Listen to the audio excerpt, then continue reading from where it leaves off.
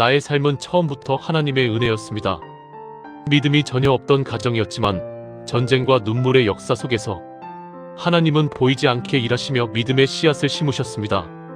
아버지는 어린 시절부터 홀로 신앙을 붙들었습니다. 하지만 할머니는 오랫동안 무속을 의지하며 살았습니다. 굿으로 마음을 달래고 두려움 앞에서 신을 찾으며 살아오셨습니다. 그러던 어느 날 아버지가 전장에 나가게 되었습니다. 목숨을 담보로 떠나는 길이었고 생사의 소식조차 알 수 없는 전쟁터였습니다.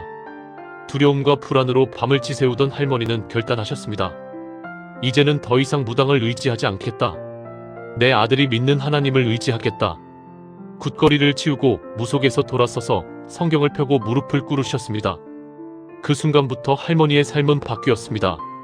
새벽마다 눈물로 기도하셨고 금요일이면 철야로 밤을 새우며 주님 앞에 엎드렸습니다. 아들의 생명을 하나님께 맡기는 간절한 기도는 그때부터 시작되었습니다. 그 기도의 영향력은 집안을 바꾸었습니다. 저는 태어나자마자 믿음의 공기 속에서 자라났습니다. 이름도 목사님이 지어주셨습니다. 어릴 적부터 하나님의 살아계심을 기적처럼 보았습니다. 결핵으로 사형 선고를 받은 아버지가 있었습니다. 그러나 집회 자리에서 결핵 환자가 나음을 입었다는 목사님의 선포가 울려 퍼지자 아버지는 벌떡 일어나 아멘!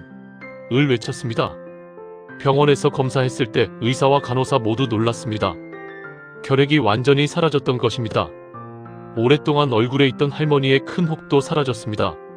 새벽 기도를 마치고 돌아오는 길에 거울을 보니 흔적조차 남지 않았습니다. 하나님은 그 기도의 눈물을 기적의 열매로 바꾸셨습니다. 그러나 저는 그 은혜를 당연하게 여기며 살았습니다. 성인이 되어서는 교회는 주일만 지키면 된다고 생각했습니다. 세상 속에서는 성공을 쫓았고 사람들의 칭찬을 원없이 누리며 살았습니다. 술자리를 즐기며 내 힘으로 이룬 성취를 자랑하며 하나님이 아닌 나 자신을 높였습니다. 하지만 하나님은 저를 그냥 두지 않으셨습니다. 한순간 모든 것이 무너졌습니다. 가정이 깨어지고 사업이 파산하며 사람들과의 관계도 하나둘 끊어졌습니다.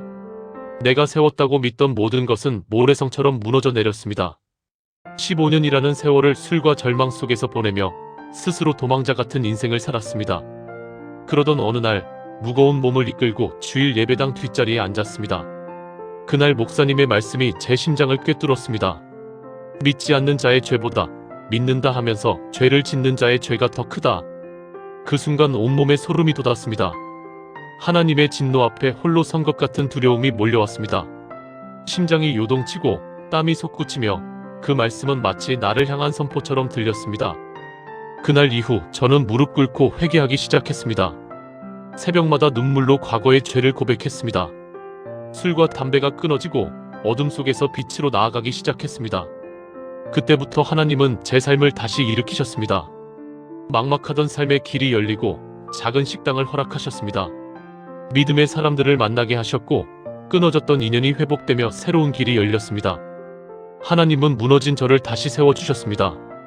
그제야 깨달았습니다. 하나님이 나를 떠나신 것이 아니었습니다. 내가 하나님을 떠나 있었던 것입니다. 주님은 내 교만의 탑을 무너뜨리셨고 은혜를 담을 수 있는 새 그릇으로 나를 빚으셨습니다. 그리고 마침내 저는 다시 돌아왔습니다. 어린 시절 할머니 손을 잡고 다니던 그 교회로, 눈물의 기도가 시작되던 그 자리로, 돌고 돌아 다시 서게 하신 하나님의 은혜에 감사할 뿐입니다. 사랑하는 여러분, 하나님은 우리를 결코 포기하지 않으십니다. 주어진 환경을 당연하게 여기지 마십시오.